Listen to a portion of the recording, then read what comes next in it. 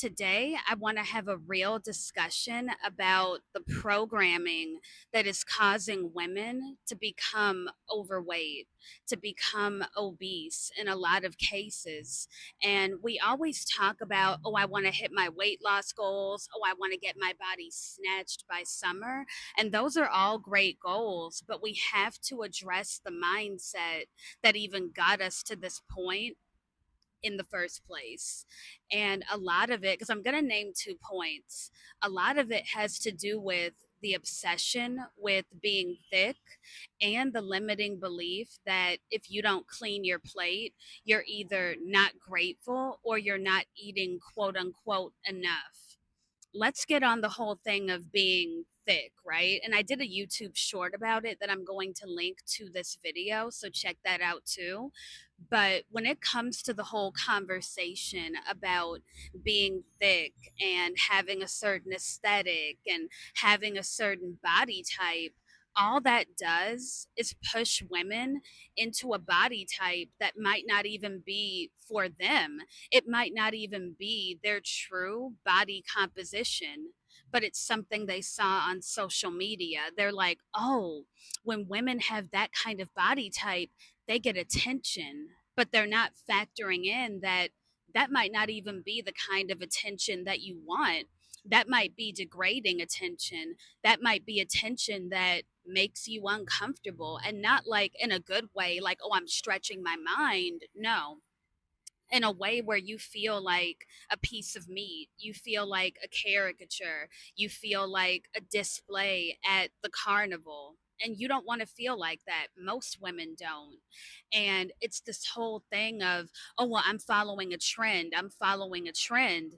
The dangerous thing about following a trend, especially when you end up making your body into a trend, it turns into this whole thing where, okay, right now, the BBL era, okay, it's hot. Let's say, 2015, 2016, 17, 18, 19, we saw nothing but BBLs, right?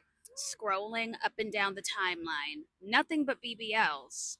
But now in 2026, what are we seeing? What are the women doing?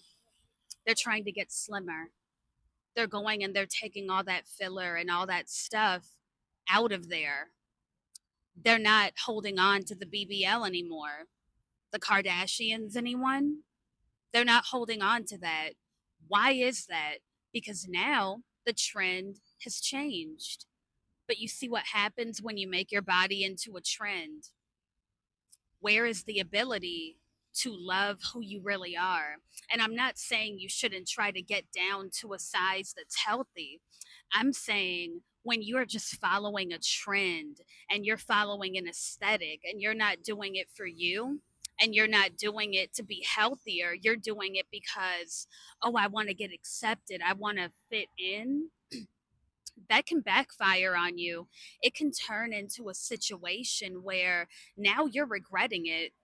How many women are we seeing come on social media and they're being vulnerable and they're admitting, like, hey, I regret getting this surgery. I regret going under the knife. They're saying that.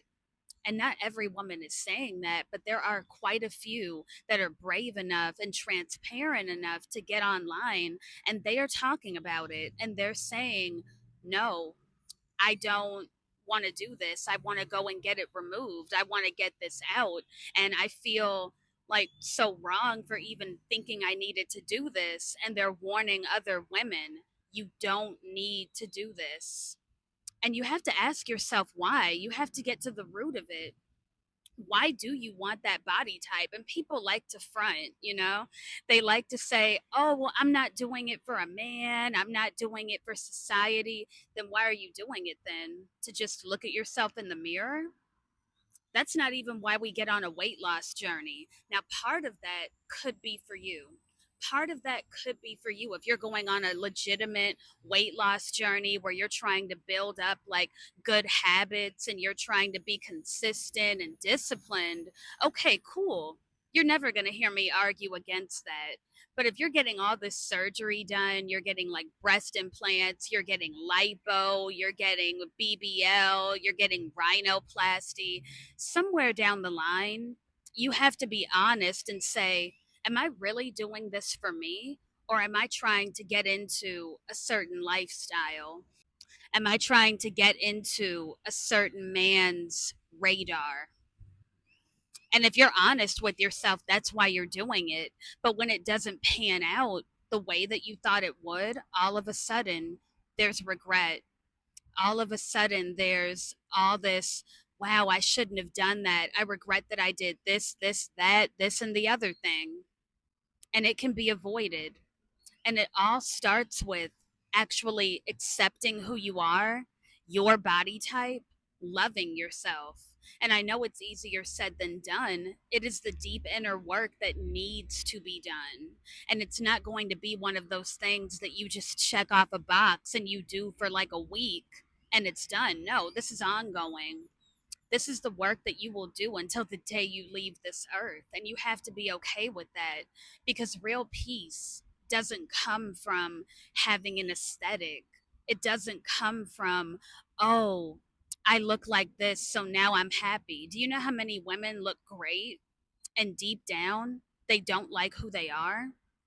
They hate themselves. They don't think highly of themselves. And it's shocking to us because we look at them and we go, what do you mean? Like, you're gorgeous. Like, your body is on point. The waist is snatched, the face card. Like, we're looking at them like, oh my gosh, you look amazing. How many celebrity women do we see that are absolutely stunning and gorgeous and they hate how they look naturally? They don't like who they are because they have not done the work to fully accept themselves. And I also want to segue into another issue that programs us into being overweight and staying that way. And it's the whole clean your plate thing. How many of us have heard the whole clean your plate? You can't leave this table until you clean your plate. You have to make sure that you're grateful for everything you have. Think of the starving kids in Africa.